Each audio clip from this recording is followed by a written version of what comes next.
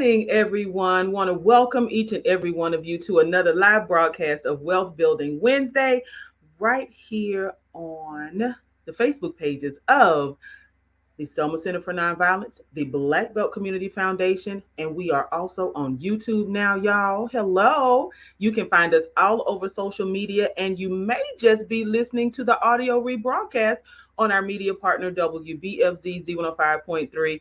However, you are choosing to tune in to Wealth Building Wednesday, we want to welcome you. This is an extraordinary opportunity for you to take just 30 minutes out of your day to make sure that you are tapping into all the great resources, y'all, because wealth, we want to close that wealth gap. We want to make sure that our families are positioning ourselves to, hey, for that next generation, we want to make Absolutely. sure that we are securing the bag, securing the future for our next generation. So this morning, I am super delighted to reconnect to a hometown favorite, y'all.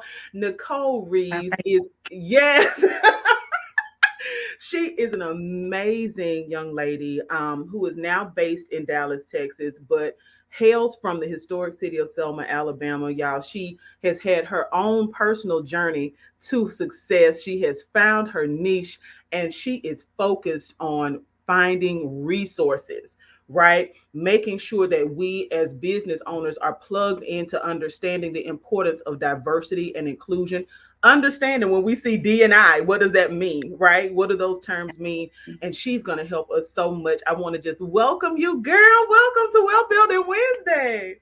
Thank you for welcoming me. And I just want to apologize to everyone up front. I am on my cell phone this morning, so my angle's going to be a little off. I was going to try to do it cute, but I can't work with this cell phone too much. But glad to be here. Thank you, Lydia. Absolutely. And I just full disclosure because folks want to know how do you pick your guests? Mm. So Nikki and I, we've known each other for years, right? And I've always known that she's been a rock star, greatest one alive still. Listen. And so she made a post a couple of weeks ago that really touched me in a different way because she talked about the importance of embracing her journey and Mm-hmm. knowing that she's now in a place where she can help folks, right? And that this is actually a part of her purpose. So all of us, right, we've got to make sure that we're enjoying this thing called life, that we are traveling and enjoying this journey, that we're working towards finding our purpose. And this interview in particular is a part of our series dedicated to entrepreneurs and small business owners, because if small business ownership is a part of your purpose and is a part of your journey, we want to make sure that you are able to enjoy that journey to the fullest. So Nicole is here with us this morning to just really kind of talk to us about all things diversity, inclusion, and talk to us about accessing resources. Because as we know, we are in the midst of this thing the news keeps calling the great resignation, right? So, entrepreneurship, starting small businesses, there are tons of opportunities out there, and we just want to make sure that folks are equipped and able to take advantage of those things. So, starting off with the idea of entrepreneurship, entrepreneurship is it often emerges in a lot of folks' lives as a journey, a part of their journey rather.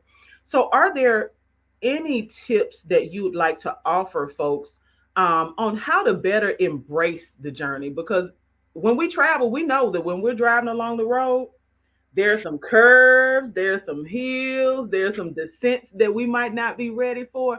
So, are there any things that you can just say quickly to the folks about how to better enjoy that journey? Absolutely, Lydia. And let me just disclose this. Everyone is different. Everyone has their own journey. Everyone's measure of success is different. I'm not as successful as some. I'm more successful than others. We are always on our own trajectory.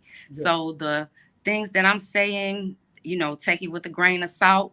Take what you need, throw away what you don't. What I will say is, one, entrepreneurship does not have to mean that you don't work, Okay. that you're not an employee or that you're not assisting others in their journey as well, you know. But it is important to always have your own. to secure your own legacy. So if something switches up, you'll be prepared to pivot. Secondly, I would say embrace yourself. Authenticity matters. Okay. Yes. um, Trying to fit into the box, trying to be what someone else thinks you need to be successful is not always success for you. And relative to the journey, I would just say, for me personally, some things that didn't make sense at the time or that I thought I couldn't handle prepared me for the things that I'm doing now. So, not saying be complacent, not saying be content. Mhm. Nevertheless, don't down yourself for where you may be. Awesome words of wisdom, man. Awesome words of wisdom. Because, like, even with that authenticity, walking in your own, along your own path, so critical and so important. So now, as we consider folks or people who are considering entrepreneurship as a part of their journey, how important is it? Because we hear these terms around diversity and inclusion. We even get, let's say, even political ads in the state of Alabama right now who make fun of, right, people who are part of diverse populations. How can we look to consider people who have been considered late or labeled as other, right? When we're on this entrepreneurial journey, how important is it for us to really step outside of who we identify as and to understand and try, or at least try to understand who other people are? Mm, got it. We here. Mm-hmm. So with that being said, Lydia, I think going back to the first point about authenticity, Yeah. it's virtually impossible to gauge anyone else, any others, or even amongst your own constituents, right? Mm-hmm. If you're unsure about who you are, or if you're Right. not settled on the direction you're going in. You don't have to have everything figured out, but at least be clear in what the goals and objectives are, where you're trying to get to. And I'm not trying to interject religion. Mm-hmm. I personally believe in a higher power. Faith, you cannot do it without faith. Ask for discernment when interacting Yes. with people. Everybody is not your people. Every contract is not your contract. Every client is not your client. Every partner is not your partner. Not saying that they're a bad person.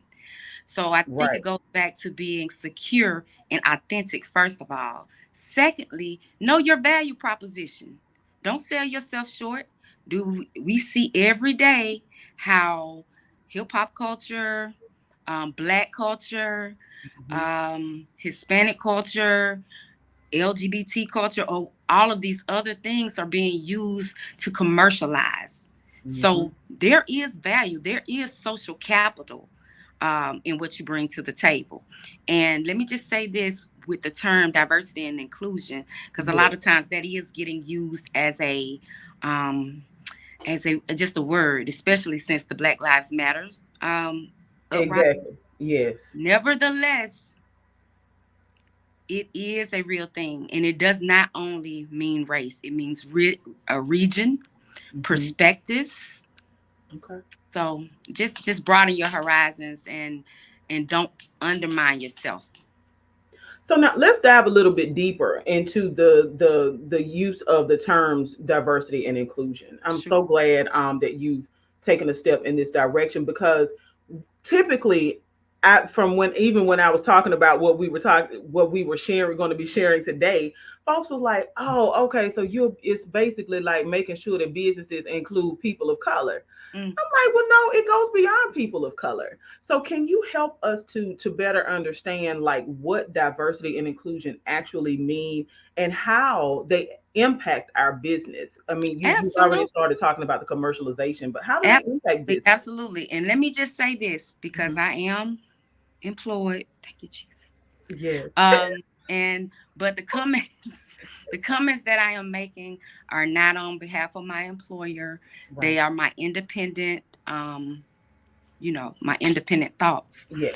regarding diversity and inclusion, because we do have a vendor diversity and inclusion program. Yes. Nevertheless, the statements that I'm making are not mutually exclusive to us, okay? Legalese.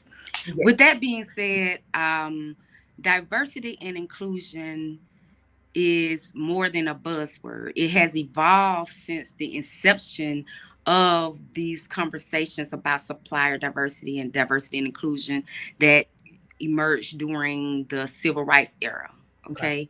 Okay. Now it is becoming more of a value add, and you have certain standards, especially public companies have to meet certain requirements, but it's Hmm. beyond just social responsibility. It's beyond the right thing to do. It impacts their bottom line at the end of the day.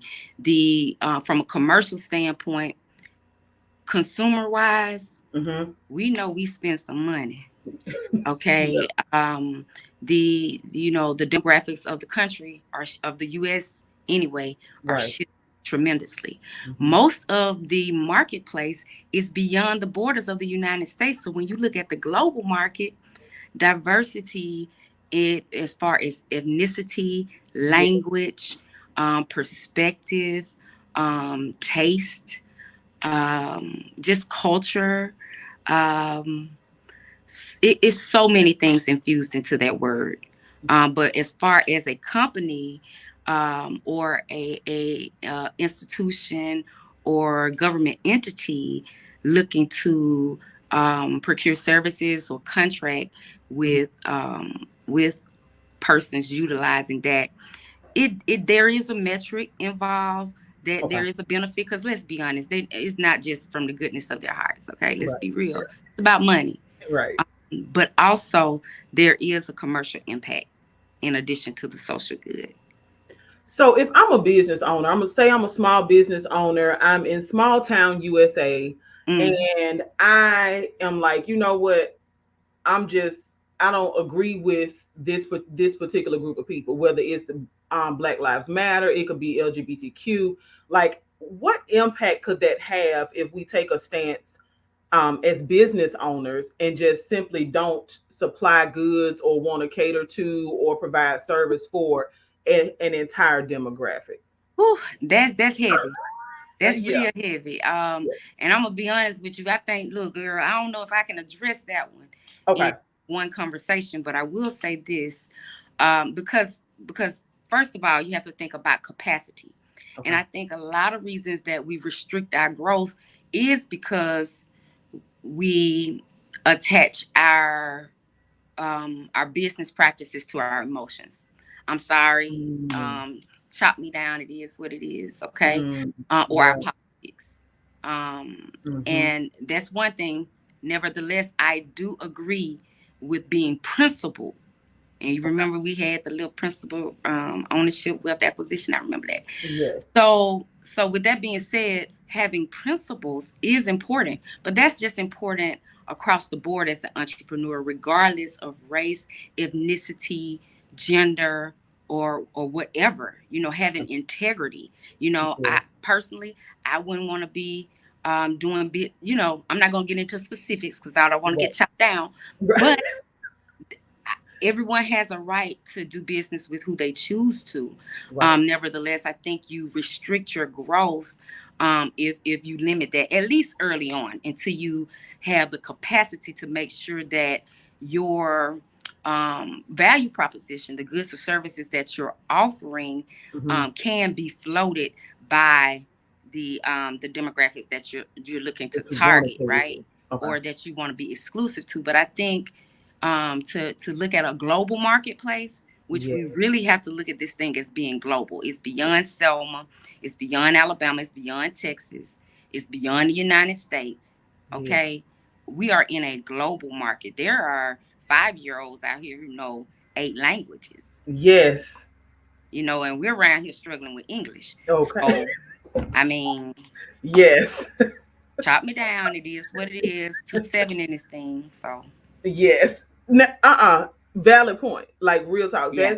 And it's important for us to consider those things because when you look at just what you talked about, the fact that we can stunt our growth, we can limit Mm, our ability to actually do good by choosing to exclude folks. You know, come on, let's pan back, right? Let's not cut off our nose to despite our face. right. Let's keep that nose and let's figure out a way, because what it does, it limits our not just capacity to grow as a business, but from TRHT perspective and from Mm, Selma Center perspective and BBCF, it limits our capacity to love from the yep. Christian perspective, right? So Absolutely. why limit yourself, small business owners? So now, how can or why do you think there are, and this may be something that we'll have to wrap back around to, but why do you think there have been so many instances, especially recently, that folks feel so comfortable in excluding folks? Um, yeah. Girl, this is business, but that's why I made that disclosure. The comments I am Yeah. making are coming from Nicole Jacqueline Davina. Um, Yes.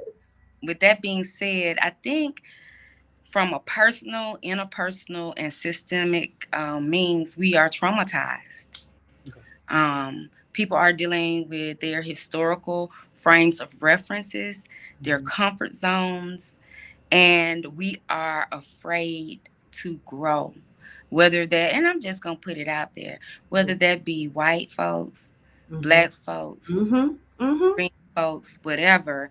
I think we've been. I'm not gonna go too deep into this because I know it can be said. I'm not there anymore. I can't speak on it. But I paid my dues in that community, Yes. from a grassroots level to a governmental level, you know what I'm saying, from a professional standpoint, and Jen Absolutely. having my card, okay? Okay. With that being said, I think that specifically in that region, Mhm. um, it has been a matter of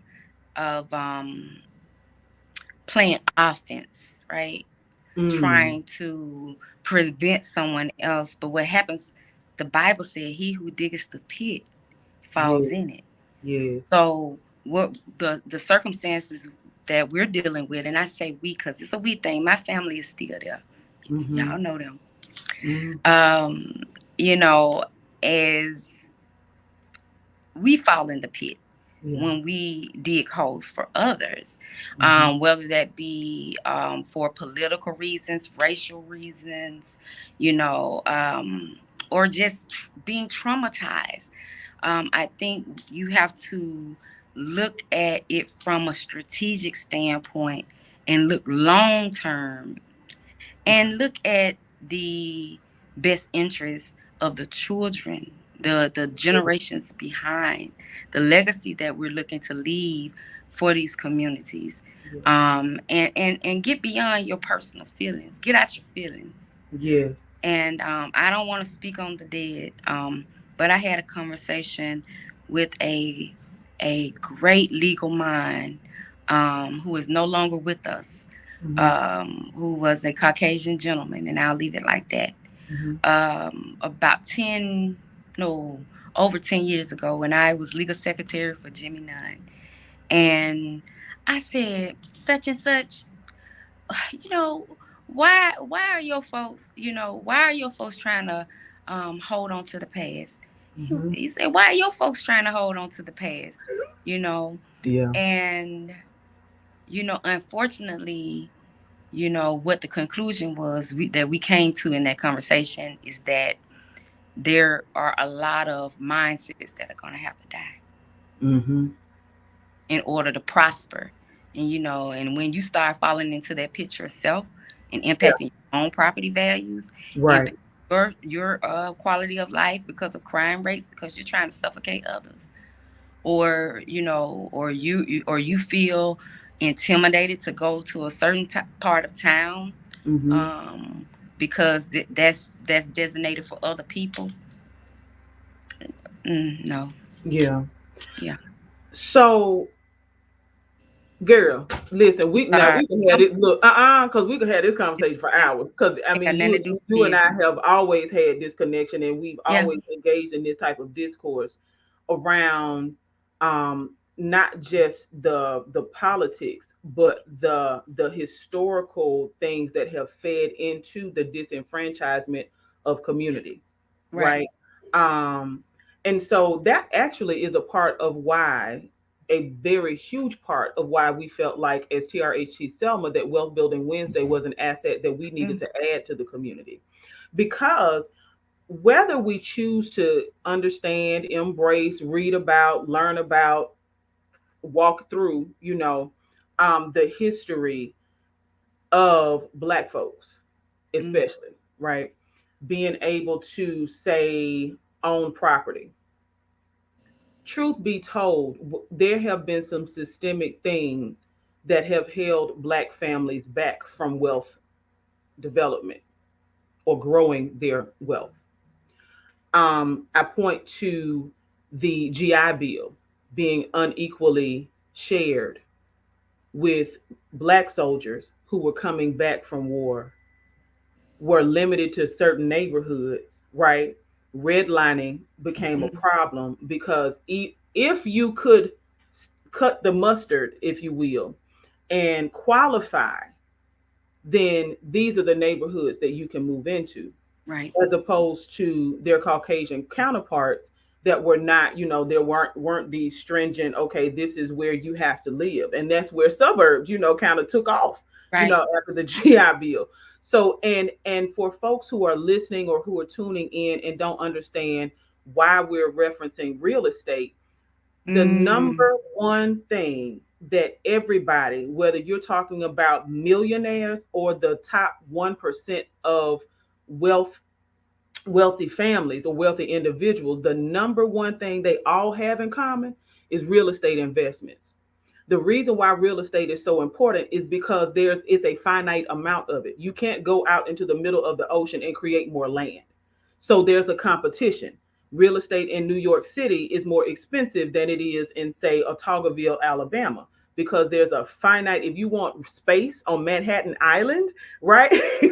That's mhm, very expensive. But if you want to buy, a couple of acres of county acreage, right, and start a farm, that's a less expensive endeavor. So we have to really put these things into perspective, and I'm glad that you went there, because it's really important for us to consider these things. So now I want to um, ask you about opportunities that are available, okay. right? Considering the disenfranchisement that has occurred, considering all of the folks who are now stepping out and saying, I want to be an entrepreneur. I understood. I got it right during COVID. Right. Like, I see where my job stands on me. I know that multiple streams of income, like you opened up saying, look, it's okay to have multiple streams Yeah, of it's income, have a okay. job and a business, Absolutely. right? So that being said, what opportunities are out there that you think that we need to prepare for, um, and how do you suggest that we go about getting started with that? Absolutely. I think that we are in the golden age of information. Okay. So whether you are in 6 Mile Creek, if you have a Mm. Wi-Fi connection, or if you're in the middle of Arlington, Texas, um, you can access pretty much the same resources.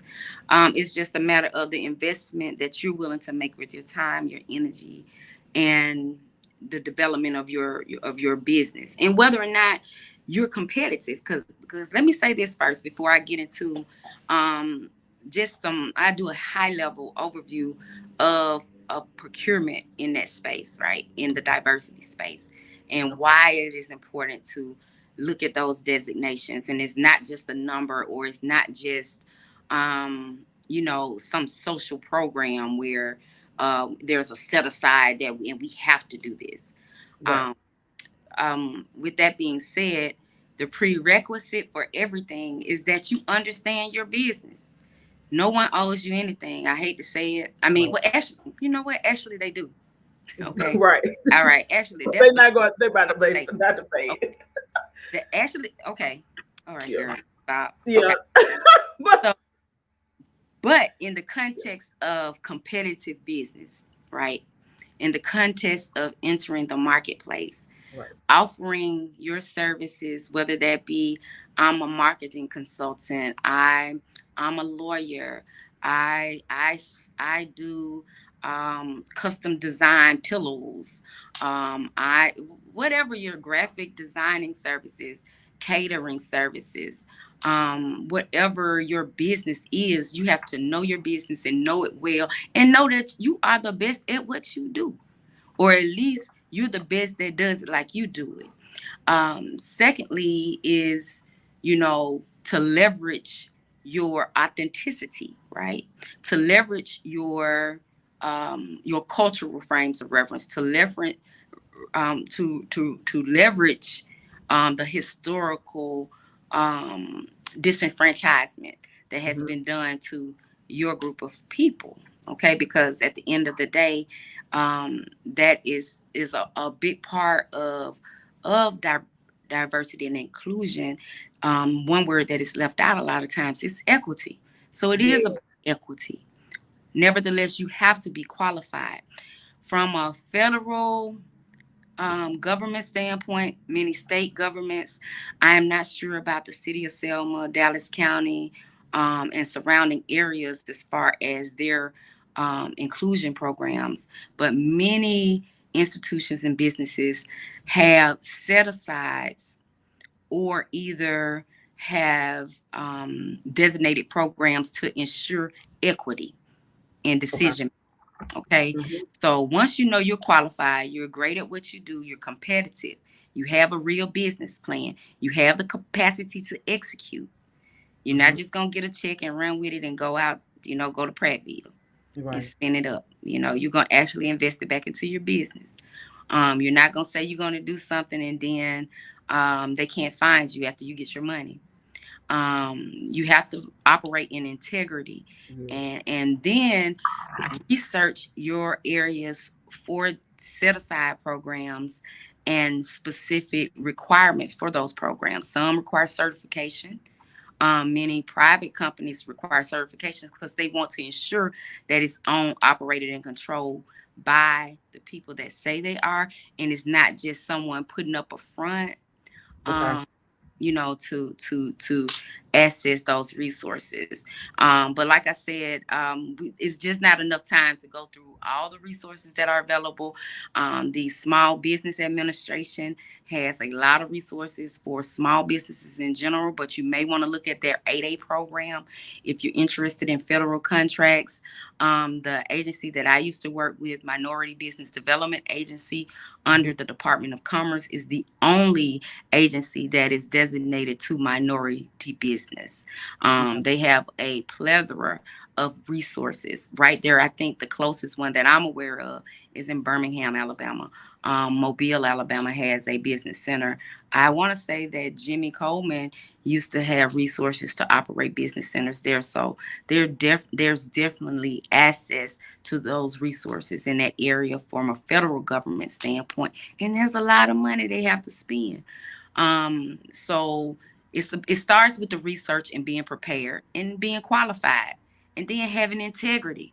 Yes. And before you go into contracts or trying to procure $1 million contracts, manage $100 contracts well.